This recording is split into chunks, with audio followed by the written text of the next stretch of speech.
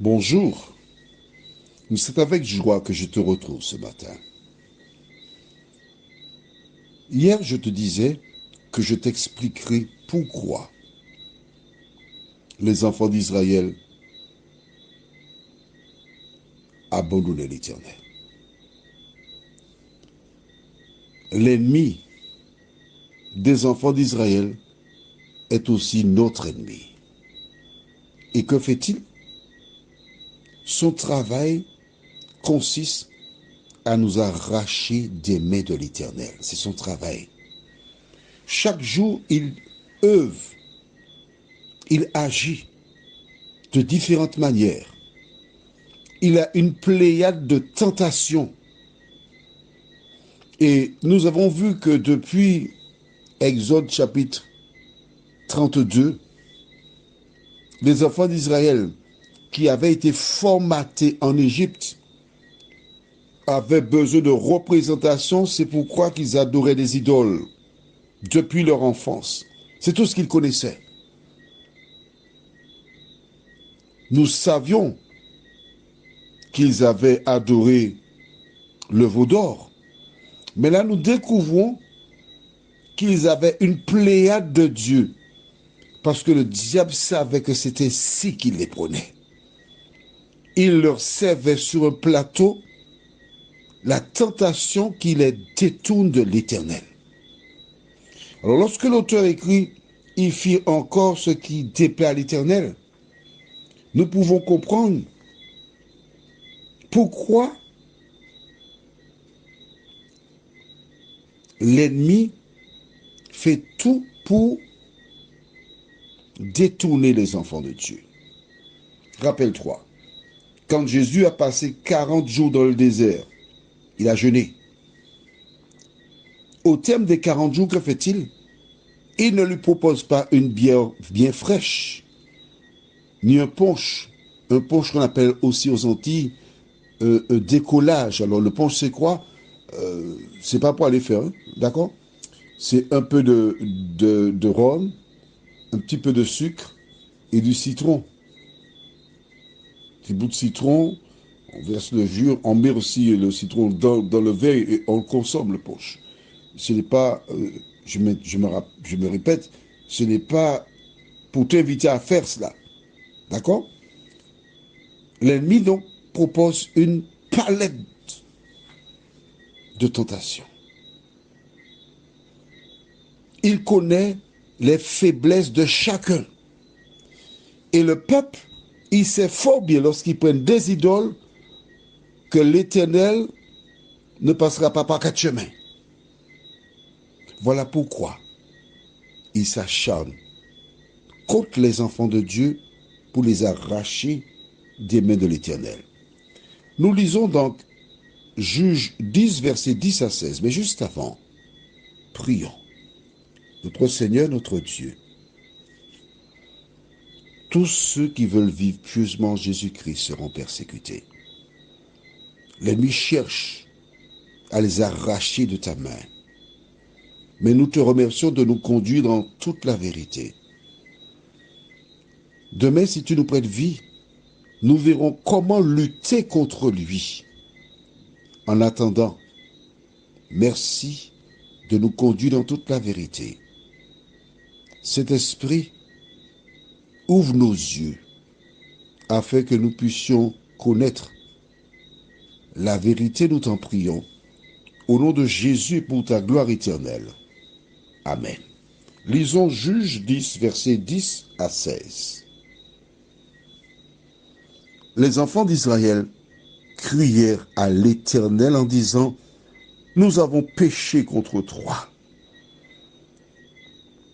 car nous avons abandonné notre Dieu et nous avons servi les Baals. » L'Éternel dit aux enfants d'Israël, « Ne vous avais-je pas délivré des Égyptiens, des Amoréens, des fils d'Ammon, des Philistins?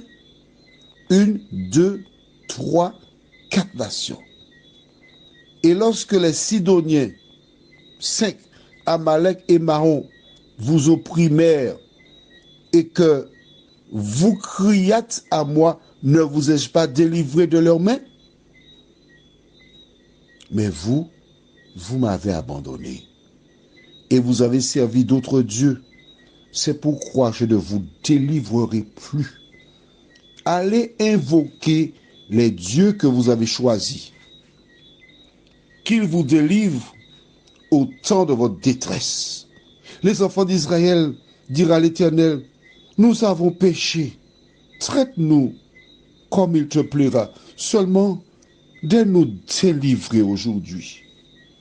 Et ils ôtèrent les dieux étrangers du milieu d'eux et servirent l'Éternel qui fut touché des maux d'Israël.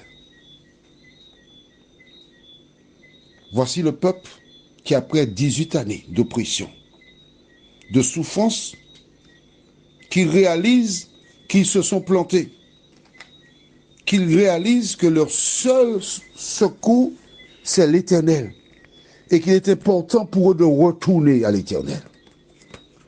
L'Éternel rappelle ce qu'il a fait pour eux. J'ai fait ça pour toi, j'ai fait ça. Chaque fois, je t'ai délivré. Je t'ai accordé mon secours, mon aide. Je te donne tout ce dont tu as besoin. Malgré ça, vous êtes partis, je ne ferai rien pour vous. Mais ils insistèrent en disant, non Seigneur, non, non, nous voulons, pardonne-nous, délivre-nous. Nous reconnaissons nos erreurs. Nous reconnaissons que nous avons mal agi. Nous reconnaissons que nous avons violé ta parole. Est-ce que tu notes combien de fois qu'ils ont parlé de péché? Nous avons péché. Nous t'avons abandonné. Mais nous voulons revenir maintenant vers toi. Nous voulons revenir, Seigneur. Dieu ne leur a rien dit. Qu'ont-ils fait? Ils ont enlevé les idoles. Ils ont enlevé les Baals. Ils ont fait table rase, démontrant le repentir, montrant à Dieu qu'ils voulaient revenir de tout leur cœur. Mais tandis qu'ils font cela, l'ennemi est en train d'observer. Il réalise qu'il est en train de perdre une bataille, mais il sait que dans le temps, il reviendra encore. Parce que vois-tu, la vie chrétienne, c'est un combat de boxe. Il y a des rounds. Et dans des rounds, le diable perd. Parfois, il gagne. Mais il n'abandonne jamais. Il revient. Il cogne, il cogne, il cogne. Il veut gagner. Mais l'enfant de Dieu qui s'appuie sur l'Éternel, aussi longtemps qu'il laisse Jésus agir dans son cœur, il ne pourra jamais perdre contre l'ennemi. Mais tu dois savoir que l'ennemi n'abandonne jamais. Ce n'est qu'à ta mort ou au retour de Jésus qu'il déposera les armes.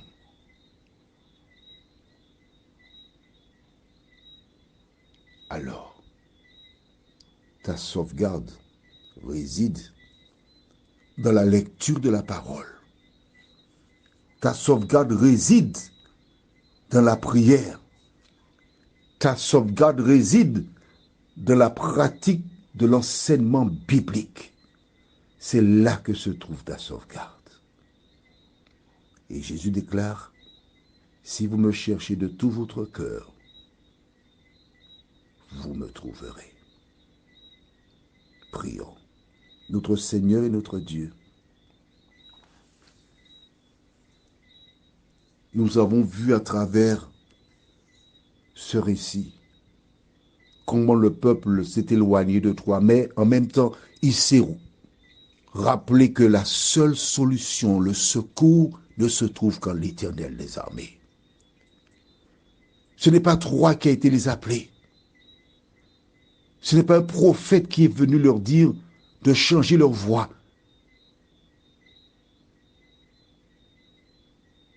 Ils ont reconnu leur péché. Et comme tu dis dans Proverbe 28, verset 13, celui qui cache ses transgressions ne prospère point, mais celui qui les avoue et les délaisse obtient miséricorde. Le livre de Proverbes se trouve bien après Juge, mais le principe était déjà connu. Ils ont reconnu leur péché, ou encore les transgressions commises. Ils se sont débarrassés des objets qui causèrent leur perte. Ils se sont tournés vers toi. Seigneur, merci pour la parole. Parce qu'elle nous montre concrètement comment un individu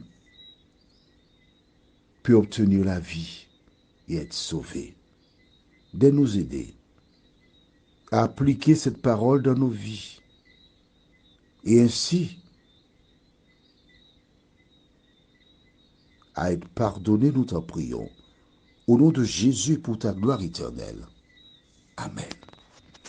Nous verrons donc demain, si Dieu nous prête vie, ce qui s'est passé lorsqu'ils se sont mis en règle avec Dieu. En attendant, je te souhaite une bonne journée. Que l'Éternel continue de te faire du bien. Et à demain, si Dieu le veut.